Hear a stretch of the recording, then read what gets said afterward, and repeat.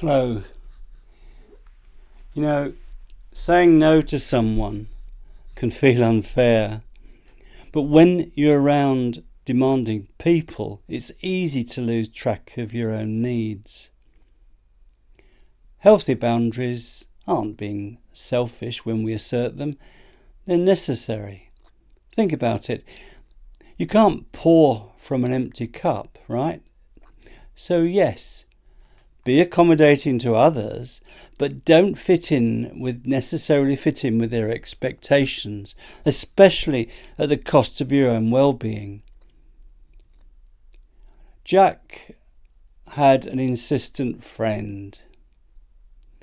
Now, should he really give up an evening with his son just to drive his friend to the hospital when there is a perfectly available taxi? Should he put up with a strange dog in his house for 2 weeks, stressing out his pet? Now, these things do matter. Balance matters. For the religious, Jesus didn't say, love your neighbour instead of yourself. He said, love your neighbour as yourself. There's a key difference. Caring for others should never mean ignoring your own needs. Look, being wise about who you help and how doesn't mean you're heartless. It means you're smart. Do you remember what Jesus said? If you listen to Jesus, he said, be as shrewd as snakes and innocent as doves. In other words, be kind, but don't lack good sense. Sure, kindness is not about being a doormat. It doesn't mean putting up with abuse or turning a blind eye to someone being awful. Yes, kindness includes tolerance, but we have to draw a line somewhere. Is tolerating bad behaviour always kind? Probably not. That's the tension we all wrestle with. And let's be honest, we all have those days when we feel a bit disconnected. Maybe it's a rough conversation, or a weird vibe in the room, or just one of those mornings when the world feels a bit off. But at other times, there can be this lovely sense of clarity and connection. It doesn't matter if you're religious or not. It's something deeper. Call it spiritual, call it soulful, call it heart-centered, whatever you want to call it. It's that warm, expansive feeling that tells you you're part of something bigger. A little loving respect goes a long way. Now, when we're in our more worldly headspace, it's easy to slip into a habit of measuring everything in terms of what people do to us or what they should be doing for us. Someone's rude, we feel wounded. Someone doesn't meet our expectations, cue frustration. The tricky bit is, a lot of that tension isn't just about what's happening. It's about how it pokes at our sense of control, how it pokes at our sense of self-worth. If we think of someone we find very challenging, it can so help in our dealings with them if we can find something to respect in them.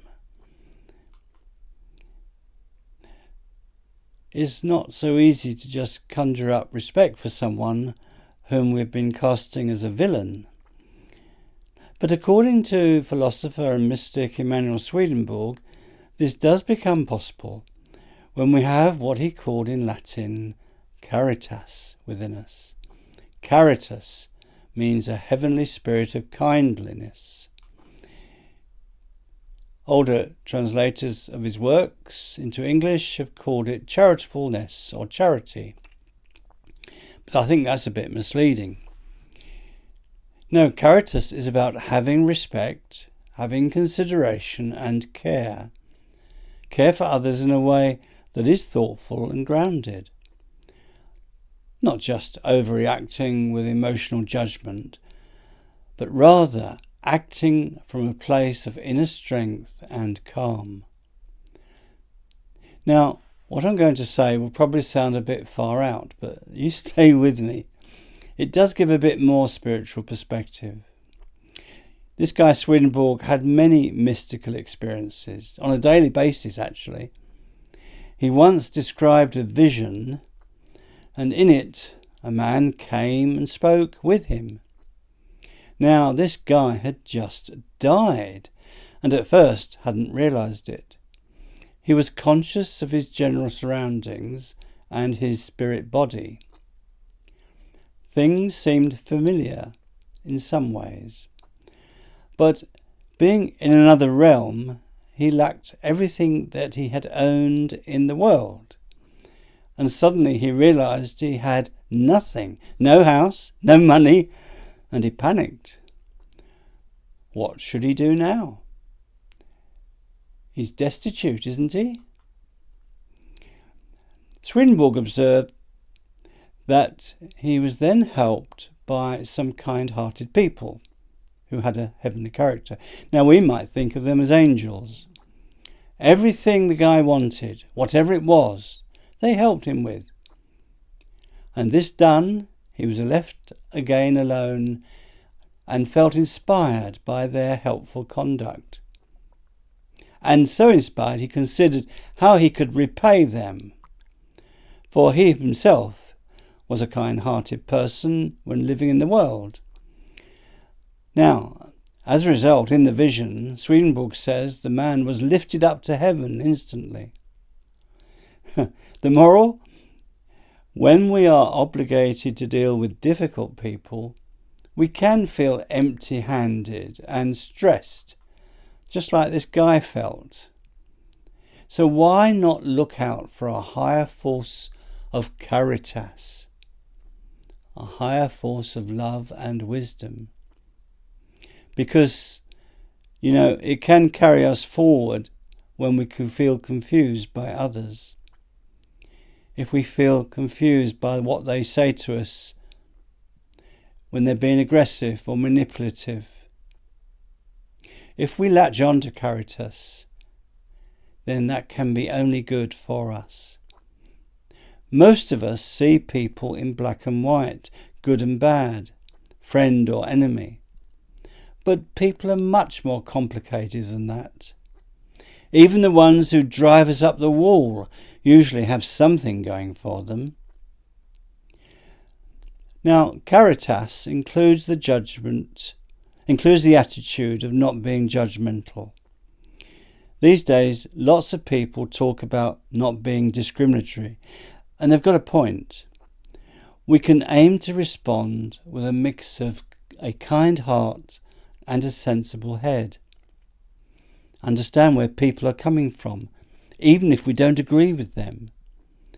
That's why it helps to make the effort to find out more about them. Shirley was cross with her noisy neighbour, but knew next to nothing about him. When she asked around, it turned out he worked long hours and had actually helped someone with their car trouble. Suddenly, he wasn't just that annoying guy blasting music. He was a person, someone who had to get home at night and crash out somehow. And that made it easier for her to stay calm and handle things better. Forgiveness can become an issue when someone causes us problems. Not the airy-fairy, pretend it never happened kind of forgiveness, but the real kind, where you stop letting the resentment take over your life. Now, we can forgive without excusing someone's bad behaviour. I'm not saying it was okay. I'm just choosing not to carry that heavy weight of anger around anymore. Because honestly, that stuff's exhausting. But here's the thing. Caritas, real, grounded, spiritual kindness. It can shift the whole perspective. And it doesn't magically make all difficult people into our lives disappear, sadly, but it helps us respond differently. It's about connecting for the sake of the connection itself, not just what we might get out of it. And that's where the magic begins. That's the moment we remember we are loved, that we belong, and that we all have a place in the big, messy human family. Now, here's a gentle exercise to try and get in touch with this Caritas, this heavenly spirit of Caritas, if you're up for it. No yoga costume required, just you. Just somewhere quiet and a willingness to pause. 1. Let's start with you. Think of one thing, just one. One thing you like about yourself. It can be tiny. Maybe you're great at making a cuppa, or you always remember birthdays. Now, quietly send a message of appreciation to yourself. Something like, "Hey, I see you. You're doing okay." Easy? Well, it gets harder. Number 2, picture someone you really care about. Now, what's one quality you really admire in them? Silently thank them for it. Just a gentle thought in their direction. It might be their good humour. It might be their carefulness. It might be their honesty. I don't know. Just send a gentle thought of thanks in their direction. Thirdly, think of someone you know. I think you guess where this is going, don't you? Think of someone you know, but don't feel much either way about. Maybe the person at the post office or a neighbour you wave to but never chat with. What's one thing, even small, you can appreciate about this person? Again, send out a quiet thanks. Now, number 4 gets a bit tougher. Think of someone you struggle with, who winds you up. Find one redeeming quality, however small. Even they're always on time will do. Then send a silent message of appreciation just for that. Number 5. Yes, the ultimate challenge. Think of someone you honestly can't bring yourself to like, who you really can't stand. So try to find something, anything you can respect or appreciate in them. Even just the fact that they're clearly caring about something themselves. Then send out your little mental note of appreciation. It's not about approval. It's just about softening your own heart. Take a breath. Reflect on how you feel after doing this. You might be surprised at that little shift inside. Kindness, empathy, compassion. They don't always come naturally, but we can work on them, and with each small step we can move a little closer to an improved sense of connection with those really challenging people. People we can't really ditch from our lives. Let's get on with them better then. Now, we all run into such people who make life harder, but we don't have to let them take over our thoughts. We don't have to let them drain our energy or throw us off course. With a bit of patience and respect and kindness towards them and ourselves, we can handle even the trickiest of relationships a bit more effectively. Thank you for listening to me.